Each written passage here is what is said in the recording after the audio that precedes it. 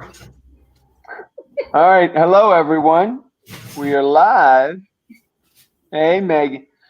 Hopefully, everyone is doing well. Quarantined at home, isolated at home, even though we're starting to get yellow uh, in certain counties. I hope everyone's staying safe. Here we are back again for virtual happy hour. This week we have Jordan and Megan. Also, we're going to go around. They're going to introduce themselves. So, Megan, why don't you go ahead and introduce yourself? Say hi to anybody. Hi, everybody. I hope you're ready for some Cuban cocktails today. We will be doing a daiquiri and a Mary Pickford, something a little more tart, something a little more sweet. And just a quick shout out. Hi, Jackie, Mr. and Miss Bortner, Mr. and Miss Bozart, Eric and Holly. We'll do more later. Awesome. Hi, Jordan. You want to give us a little introduction to yourself and kind of a little tease of what you're going to do later. Hi, so I'm Jordan. I'm sous chef at the Left Bank. Along with the Latin America theme, we're going to be doing ceviche today. So, little teaser to warm weather, hopefully. Not so much today, but hopefully coming up soon. Excellent, excellent. Thank you, Jordan. Thank you, Megan. All right, and first and always, we're going to go into some wines. So I'm going to and today I wanted to do we've talked about a lot of great wines over the past several weeks. So now we're going to talk about the Redheaded Stepchild. Kind of the wine that people kind of like. It's good wine, but no one really, no one really wants it. No one wants to talk about it. But these are really good wines, and Merlot is a good wine. But the problem I think that people have with Merlot is that it's good, but it's not, it's not going to be, you know, acidity and tannins or anything, like a maybe a Syrah or Cabernet. It's not going to be dry and fruity and all, kind of like Pinot Noir. It's just Merlot, so it's just, it's good wine, but it's nothing flashy. That's the big thing. So the first one we're going to talk about is Cannonball. Just like if you're jumping into a pool, just like when Jordan was saying, warmer weather hopefully is on the horizon, which I saw 80s, I think, next week, which will be great. So this Cannonball is coming from California. All the wines we have right now are coming from California. Not saying that there's not good Merlots elsewhere and all, but that's what we had in our closet. Okay. So this Cannonball is 2017. Nice, dark, rosy red color. Kind of what some people would call it Merlot color. It's a rich red. It's a rich red color. So, in the nose, you're smelling some blackberries, some plums. You get a little bit of oak. Not a ton. Touch of vanilla. So as we taste, remember when you taste, at least for the first sip and all, you want to take in some air. Oxygen helps aerate the wine so that you can taste even more. Okay.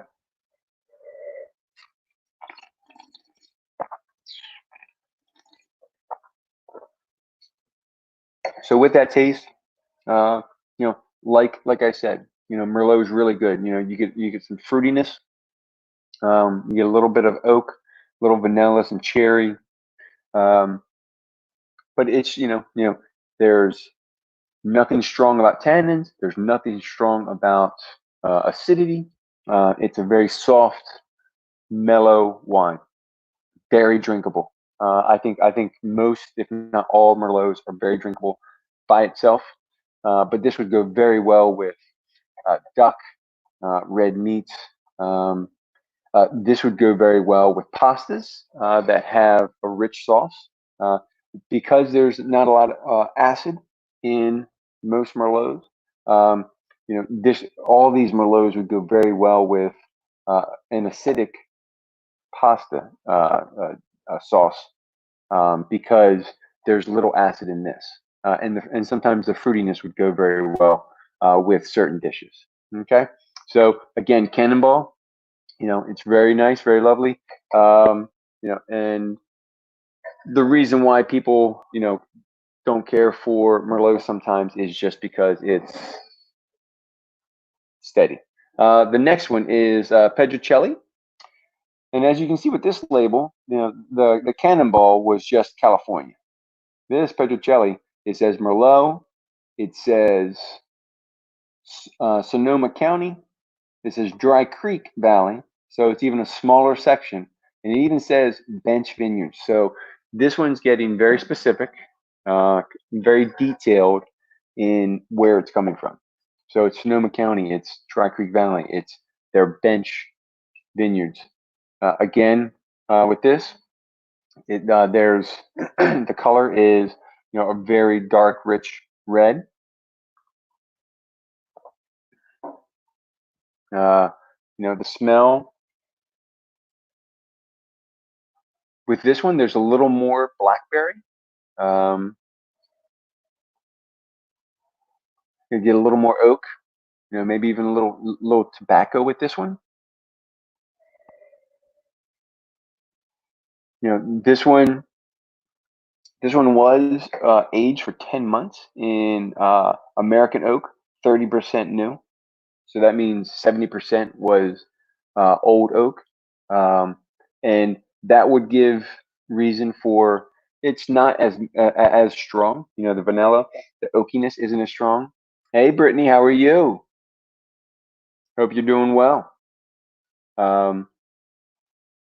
If they used all fresh oak, then you would expect a stronger vanilla, a stronger oakiness to come out. So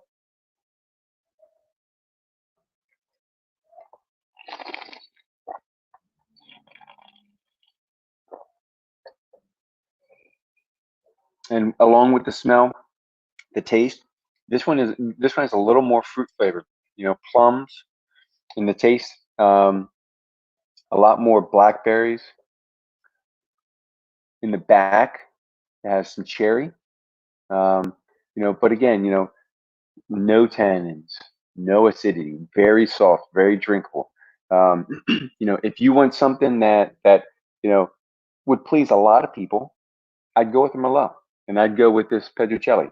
Both the Cannonball and the Pedricelli are both, I think, under $20. It might even be under 15. But both of these are very lovely, very drinkable. Now the last one,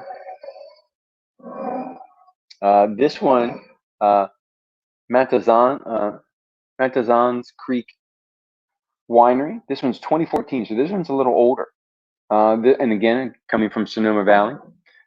This one we were trying to put this one on our menu back in March when we had to shut down for the coronavirus. And this one is produced by female winemaker. And there's a lot of great female winemakers out there. And this is a really good one. This one, I think, runs somewhere around $30, $35. And the smell, this one has a bigger bouquet.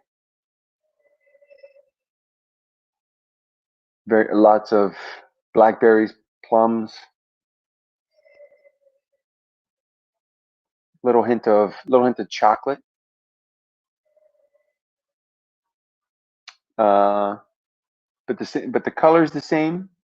And we're gonna taste, see if this one has any different characteristics.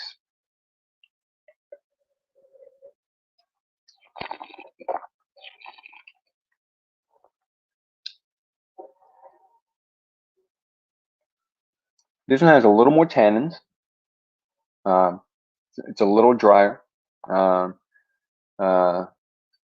So it has a little more characteristics than a normal Merlot. So this one's very nice. I think this one,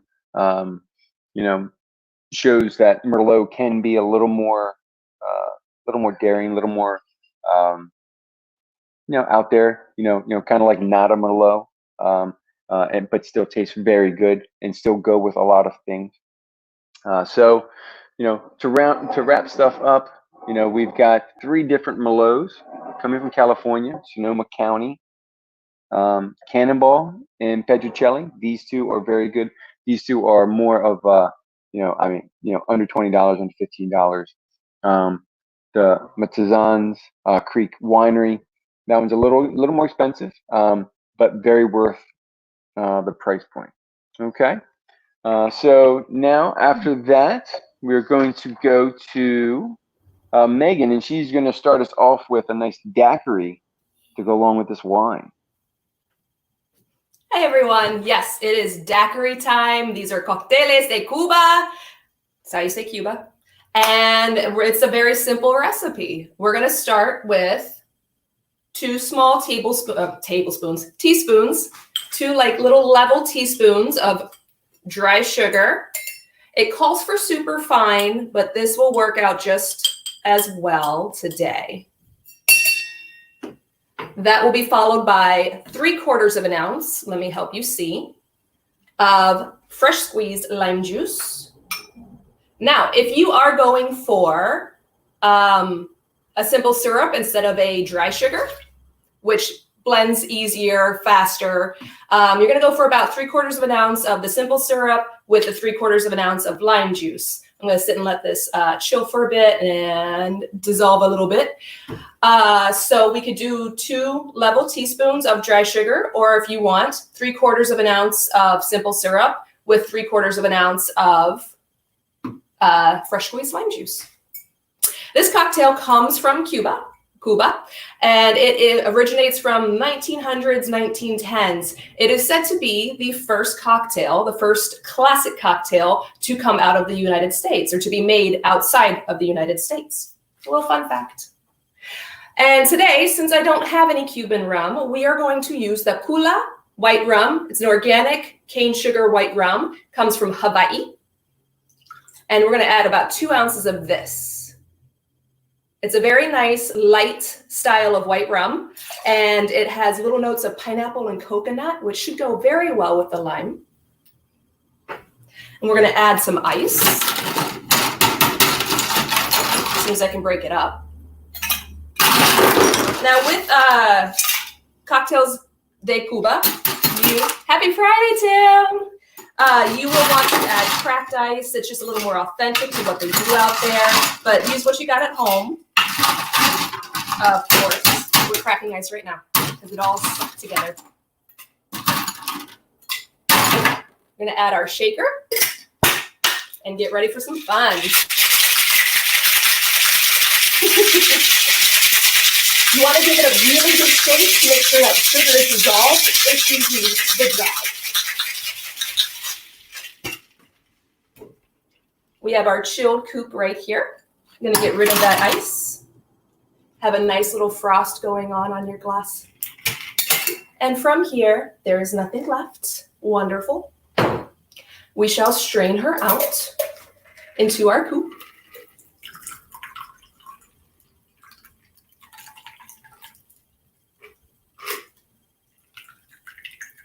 Every last drop counts. There we go. And finally, we will garnish this with a piece of lime, a wedge of lime, a wheel of lime. I have a dehydrated one, so it adds a really cool contrast of color to the top of my cocktail here.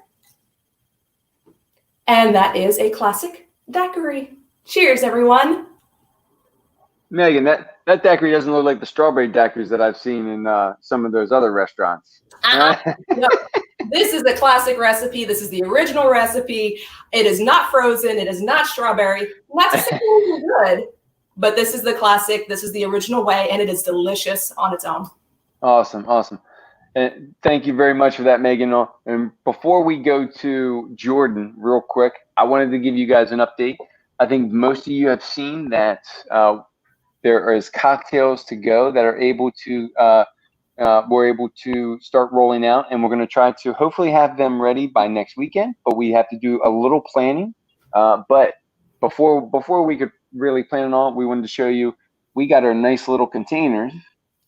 So a small 8-ounce or a larger 16-ounce in case we want to put ice in or something. So we've got cocktails to go that we're going to be hopefully rolling out sometime next week, if not next week, the following. Okay? Awesome. Yeah, so excited.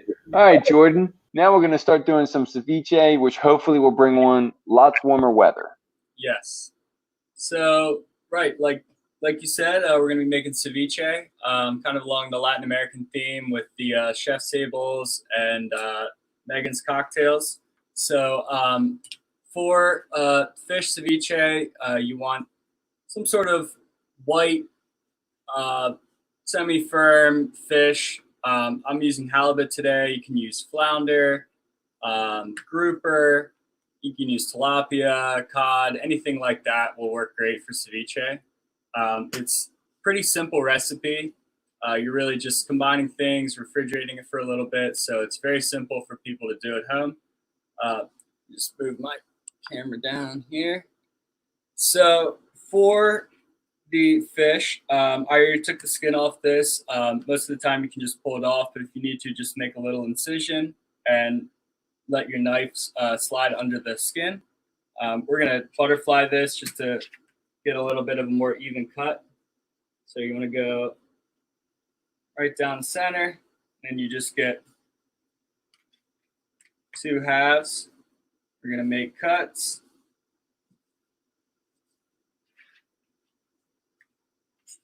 You're looking for about 1/4 to a 1/2 inch dice. You could go larger, you could go smaller. Really, that only determines how long you need to let the fish cure in the citrus juices. But this is comparable size for the other ingredients that we're going to put in it.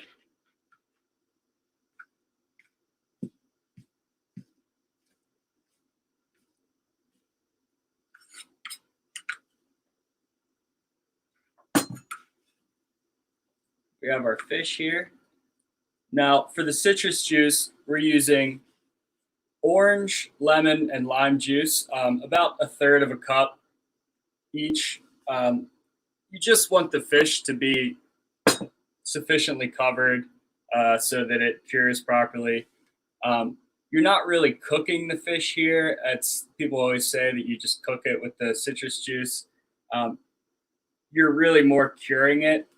It's the same process, denaturalizing it, but you really just want to cover it and we'll refrigerate it for a couple hours. Something like this is a little bit of a firmer fish. I would probably let it go for an hour or two. You could eat it in 10 minutes if you wanted to. It's just going to have more of like a sashimi type texture to it. It's not going to be completely firm and opaque throughout. If you let this sit overnight or for more than a day, it would probably soak up a little bit too much of the juices and it would overpower the taste of the fish. But so mix that in a little bit. Then you just want to sit that off to the side, refrigerate that for, like I said, an hour, 2 hours. A couple hours won't hurt it. It's just going to maybe be a little bit firmer, and it won't be more of that like sushi, sashimi, raw fish texture. So while that is curing, we can get the other ingredients prepared.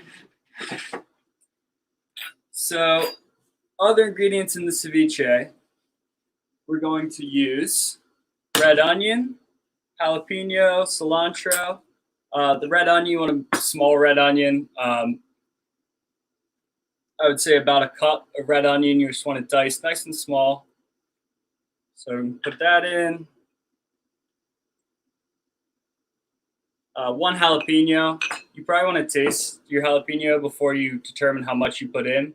It can vary a lot from time of the year to the size. But if you take the seeds out of it, it's not going to be too spicy.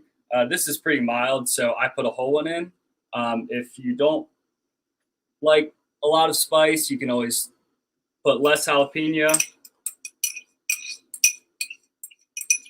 If you like a lot of spice, you can do more jalapeno.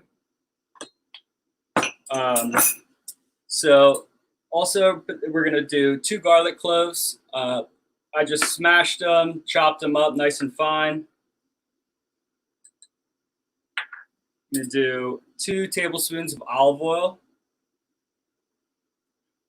a little salt and pepper, sugar. Seems weird to put in there, but it really helps cut that kind of like tart, linger on your tongue flavor if you have too much acid. So about teaspoon or so, teaspoon and a half of just regular white sugar is fine. And half teaspoon of cumin. And about a tablespoon of cilantro. I like cilantro, so I'm doing about 2 tablespoons of cilantro. The last thing you're going to put in here is avocado. People probably know how to core an avocado, but if you don't, so put it down on the cutting board. You want to make a ring incision around the pit, split it open, and put it back down on your board. Just put your knife right into the pit like that. Easy as pie. If you are dicing it, easy kind of trick, like take a dollar knife, like a butter knife, and right in the shell, just do like a crosshatch pattern. And then you can go in and scoop it right out with a spoon. It's a little easier than trying to dice avocado on a cutting board. Doesn't always work out. But don't use a sharp knife because then you'll poke through and cut your hand.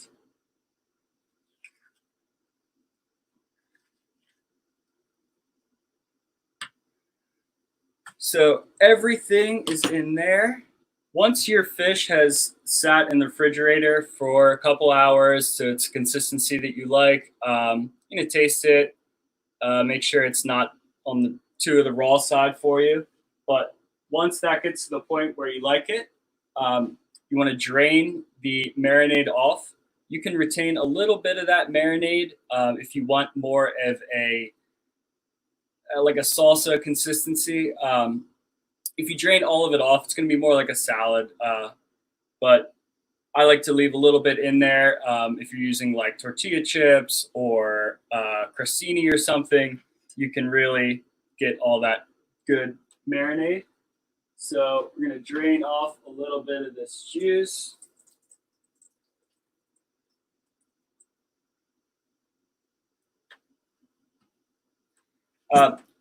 You'll notice the fish will definitely get a lot more opaque once it sits in the marinade. So it will be safe to eat pretty quickly. I wouldn't worry about, as long as you have really fresh fish is really important, and you keep your fish cold, then you shouldn't have anything to worry about. So we're going to mix everything in here with our fish.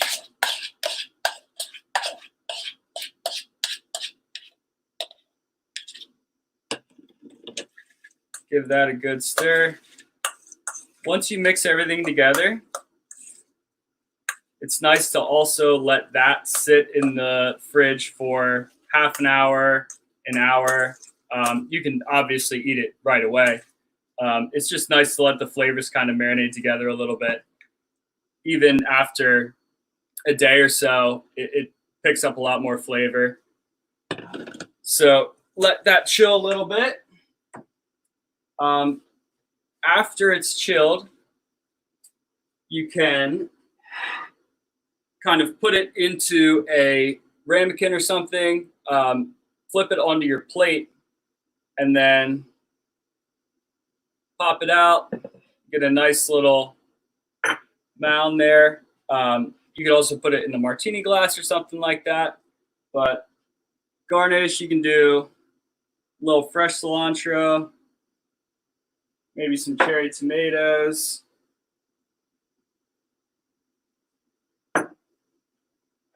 Little fresh lime at the end. And there you have it, halibut ceviche. That would go great with tortilla chips, just as almost like a little fish salsa, crostinis, or you can eat it just by itself like that. So, Jordan, that looks delicious. With that and the daiquiri, I think it makes everyone want to be on a beach somewhere. You yeah. know, preferably either an island or you know, somewhere in the Caribbean. You know, so hopefully everyone is feeling the kind of the warmer weather vibe. You know, now we're going to go back to Megan, and she's going to do a Mary Pickford. Mary Pickford? What is Mary Pickford? I don't know what a Mary Pickford is. Yeah. So Mary Pickford, it doesn't make you think of Cuba, does it? It doesn't make you think of any kind of Latin culture. Kind of, because she was not Latina. She wasn't Cuban.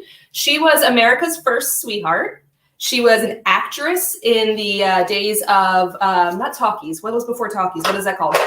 Silent films.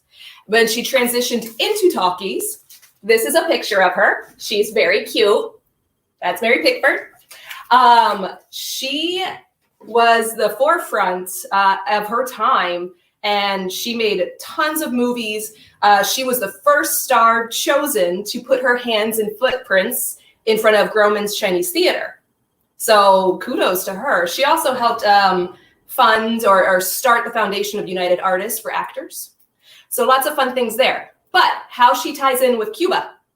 We have a cocktail named after her. She was America's first sweetheart, and during Prohibition, a lot of people scurried over to Cuba to imbibe because they couldn't in their home country of America. So this cocktail was created. It is a rum base. It was created for her, and it comes out a lovely pink color with some nice floral notes, the sweetness of the rum and the pineapple. I'm about to show you all of that, but that's a little bit of the background. I think I covered everything. She was Canadian-born, American actress, scurried over to Cuba to imbibe a little bit, and this is her cocktail. We're going to start with fresh squeezed pineapple juice, and we're going to do 1.5 ounces of that. Fresh squeezed is really like the epitome of the best cocktail you can get. I know financially, time-wise, some people choose for something bottled, or nowadays we can find bottled fresh, which is awesome. But if you have the time, if you have the fruit, do it yourself. It's totally worth it. Let's see. Let's get our little bar spoon. We're going to do a 1/4 ounce. Double check. Yes, 1/4 ounce of grenadine. And this is what's going to give it that lovely pink tone. Right there. And then we have our Luxardo liqueur right here, our Luxardo cherry liqueur. It comes from the Marasca cherries, which is a very sour style of cherry that's grown mainly in Croatia. Fun facts. We're going to do 1/2 teaspoon of this. We just want a little of the flavor. And it does not, even though it's made and distilled from sour cherries, it does not really add a sour tone to any cocktail, but it does heighten floral notes, which is really lovely. And you don't need a lot. Finally, again, I wish I had some Cuban rum, like some Havana Club Cuba. If anybody has a way to find some, let me know. I'll buy it. Finishing off with our alcohol, we're going to do 1.5 ounces of this Dos Madeiras 5+3. The 5+3 equals the time aged in different oak casks. 1.5 ounces into the pot. So this is a very fun rum, and I should be using, in all technicalities for authenticity, a white rum, a very light style. But this Dos Madeiras goes very well. It adds a little complexity to the cocktail, and it's what I have here at the house, of course. But it is aged for 5 years in the Caribbean, different casks, different islands, and then it is shipped back to Jerez, Spain, and aged for another 3 years in sherry casks. So there's your complexity. Everything is blended wonderfully, and it's a very good sipping rum. But since I have no job if I just pour you a glass in live happy hour, we want to have a little more fun and make some cocktails. That's what I'm going to do. One more time. Don't forget, if you are shaking at home, smile.